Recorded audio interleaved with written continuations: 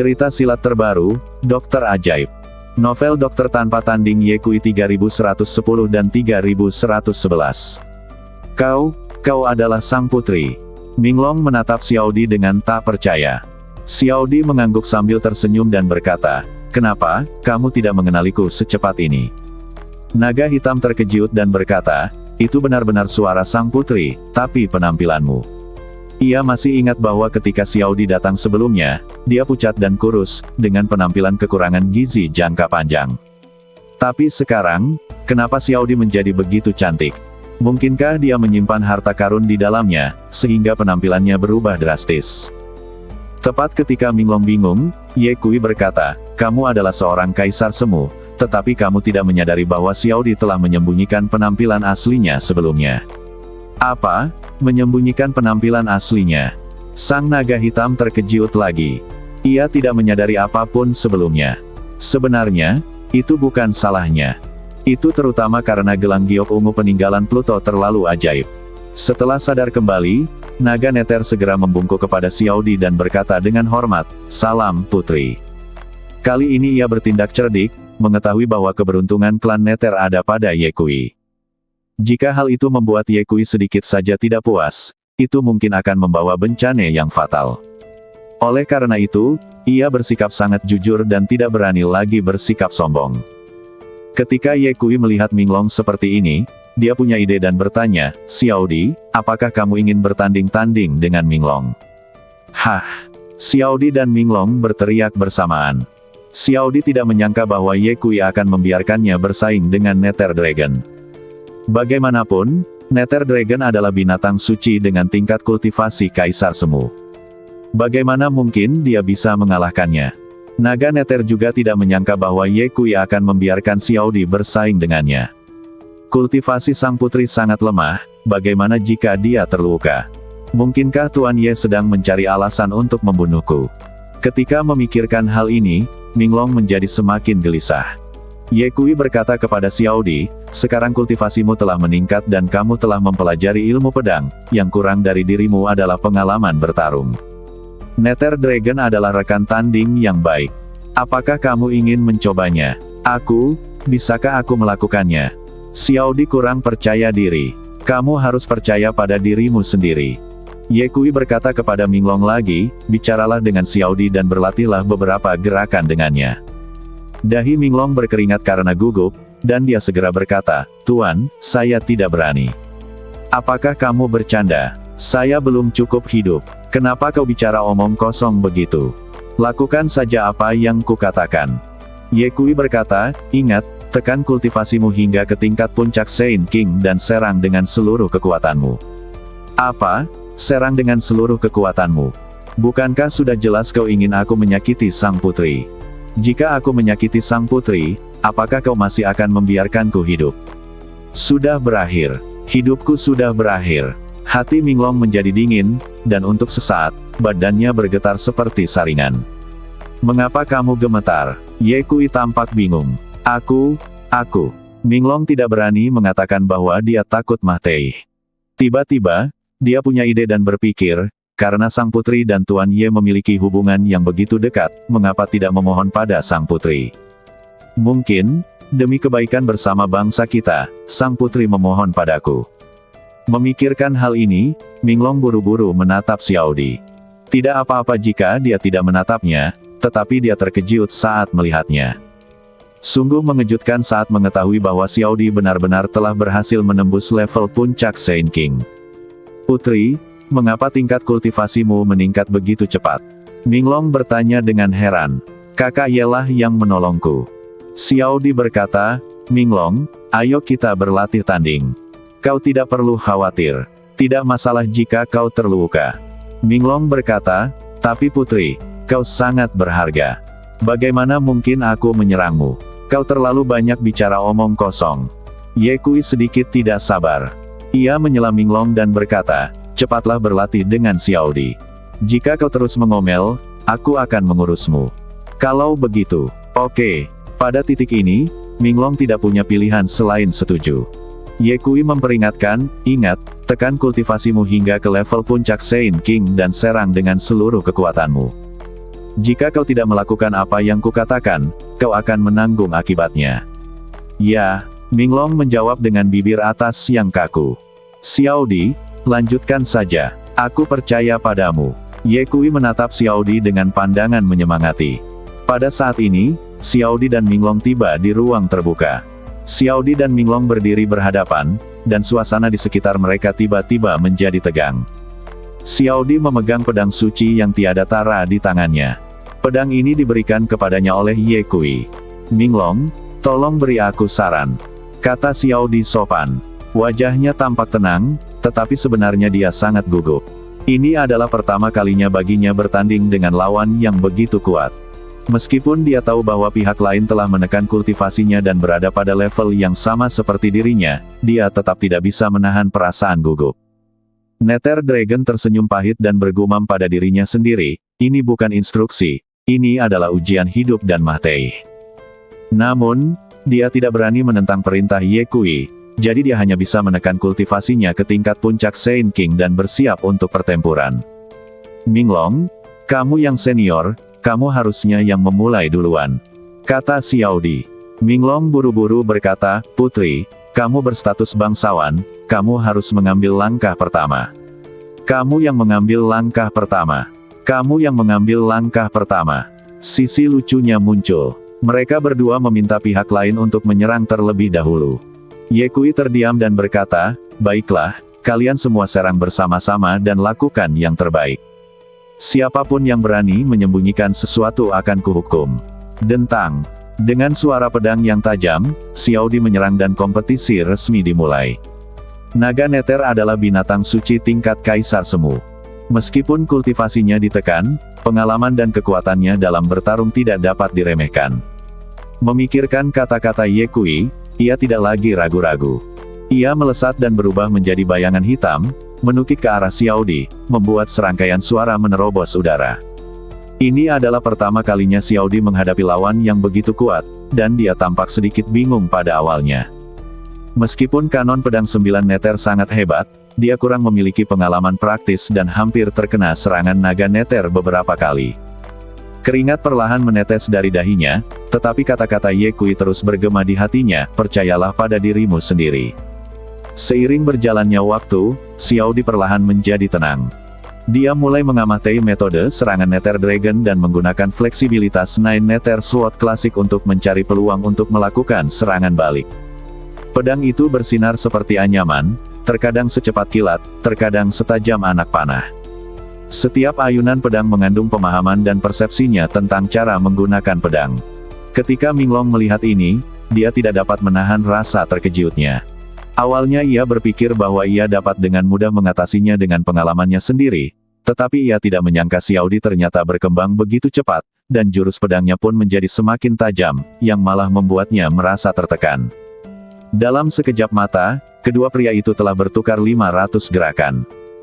Tiba-tiba, Xiao Di mengubah gerakan pedangnya, dan dalam sekejap cahaya pedang itu menjadi seterang tinta, membelah langit dan langsung menuju titik vital naga Nether.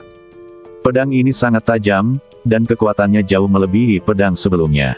Naga Nether terperangkap lengah dan dipaksa mundur berulang kali, dikelilingi oleh bahaya. Ini, naga Nether merasa ngeri.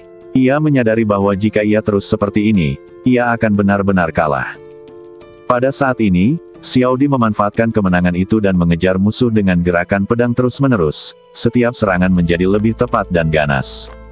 Naga hitam terpaksa tidak punya tempat untuk kabur. Akhirnya, setelah konfrontasi yang sengit, naga hitam dengan cepat mundur agak jauh dan berkata, Putri, berhenti sekarang. Aku mengaku kalah. Jika tidak mengakui kekalahan, ia akan dipaksa keluar dari badannya. Wajah Minglong penuh kekaguman. Meskipun wilayah kekuasaannya ditekan, pertumbuhan Xiao Di masih mengejutkannya. Xiao Di menyingkirkan pedangnya dan berdiri, menatap Minglong dan berkata sambil tersenyum, terima kasih, Minglong, aku telah belajar banyak dari percakapan ini.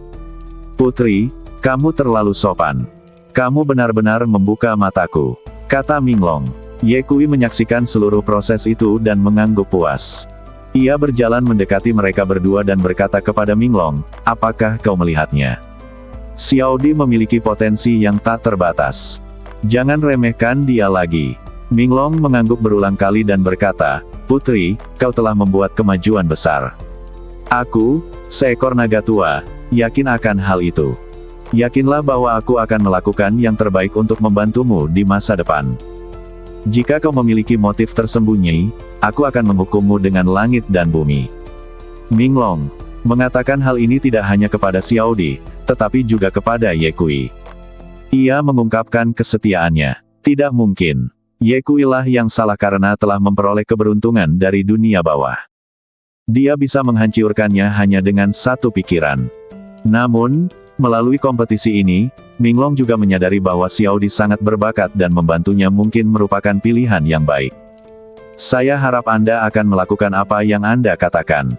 Ye Kui berkata, "Saya tetap mengatakan bahwa, selama Anda membantu Xiao Di dengan sepenuh hati, saya tidak akan memperlakukan Anda dengan tidak adil." Minglong berkata dengan hormat, "Saya mengerti, harap tenang, saya tidak akan pernah mengecewakan Anda dan sang putri." "Ya." Ye Kui mengangguk, meraih tangan Xiao Di, dan berjalan lurus keluar. Sang naga hitam mengikuti di belakang kedua pria itu seperti seorang budak tua. Tak lama kemudian, mereka sampai di dasar jurang, tempat Ye Kui dan Xiao Di baru saja masuk. Ye Kui baru saja hendak membawa Xiao Di ke sana ketika tiba-tiba dia mendapat ide dan ingin melihat apa yang dilakukan alis panjang dan yang lainnya di atas jurang. Dia memikirkannya, dan dalam sekejap, dia mengetahui situasi di atas dengan jelas. Di atas jurang, suasananya sedikit cemas dan gelisah, kecuali Namong Xiao Xiao dan Zi Yang Tianzun yang tampak tenang. Lin dan Yao mondar-mandir dengan cemas, mengerutkan kening, bergumam, kenapa sudah begitu lama, dan masih tidak ada pergerakan di area terlarang. Mungkinkah bos dan Nona Xiao Di benar-benar dalam bahaya? Mo Tianji menyilangkan lengannya, sedikit kekhawatiran melintas di matanya, tetapi dia mencoba yang terbaik untuk tetap tenang dan menganalisis, kakak memiliki tingkat kultivasi yang tinggi dan senjata ajaib padanya. Saya pikir bahkan jika dia menghadapi bahaya, dia bisa mengatasinya. Wu Qianfan berkata dengan suara yang dalam, sudah begitu lama sejak kita masuk, dan tidak ada sinyal. Sungguh tidak biasa untuk menjadi begitu tenang. Setelah mendengar ini, Master Alis Panjang mengangkat senyum main-main di sudut mulutnya. Dia menggelengkan kepalanya dan berkata, "Kalian semua terlalu gugup.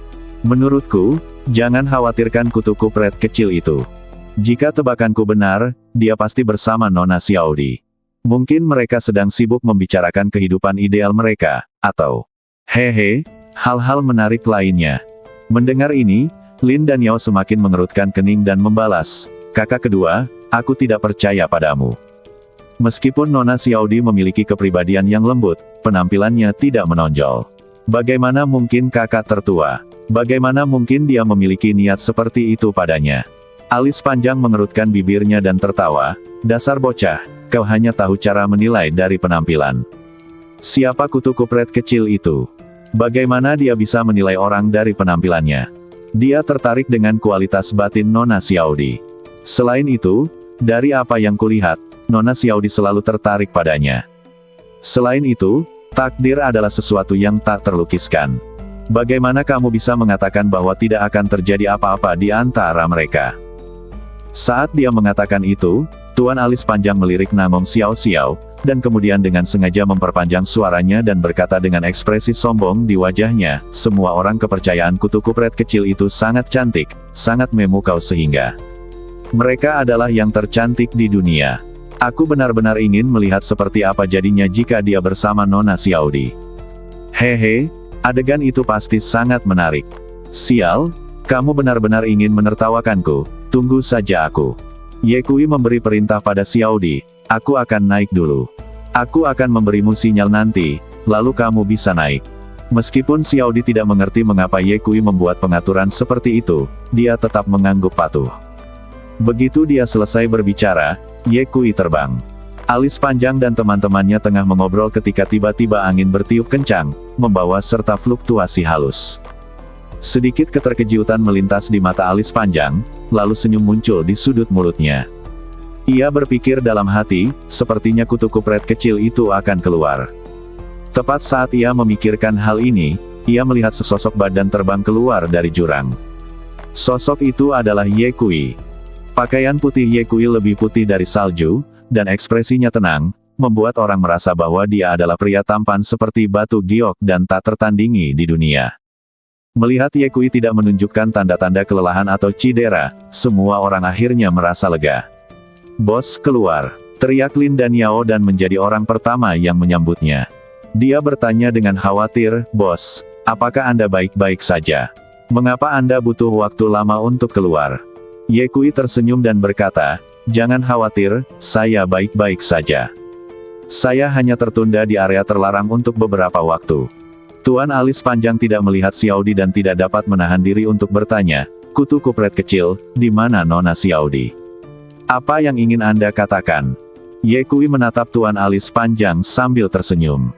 Master alis panjang langsung bertanya ke intinya, "Dasar kutu kupret kecil, apa kau bersama dengan Nona Xiaodi?" Begitu kata-kata ini keluar, mata semua orang tertuju pada Ye Kui. Ye Kui tidak menghindari pertanyaan itu dan mengangguk, "Benar sekali." "Apa?" Seluruh penonton terkejut. Alis panjang tertawa dan berkata, "Apa yang kukatakan? Aku bilang bahwa kutu kupret kecil itu akan bersama dengan Nona Xiaodi. Apakah kau percaya sekarang?" "Kutu kupret kecil, kutu kupret kecil, aku tidak mengatakan hal buruk tentangmu, tetapi mengapa kau menjadi seperti ini sekarang?" Alis panjang menggoda, "Dulu, ketika kau mencari wanita, tidak peduli latar belakang keluarga atau penampilan mereka, mereka semua adalah yang terbaik. Mengapa kau begitu pemilih sekarang? Kutu kupret kecil, apakah penglihatanmu menjadi tidak berguna karena latihanmu?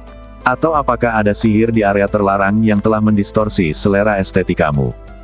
Saya akui bahwa meskipun Nona Xiaodi memiliki kepribadian yang baik, penampilannya sayang sekali, sulit untuk dijelaskan. Selera Anda terlalu kuat." Ye Kui tersenyum tipis di wajahnya. Dia tidak langsung membantah, tetapi perlahan berkata, "Orang tua, apakah Anda tahu apa hal yang paling berharga di dunia ini?" Alis panjang tercengang. Jelas, dia tidak menyangka Ye Kui akan menanyakan hal ini secara tiba-tiba. Dia berkata, "Apa lagi itu?"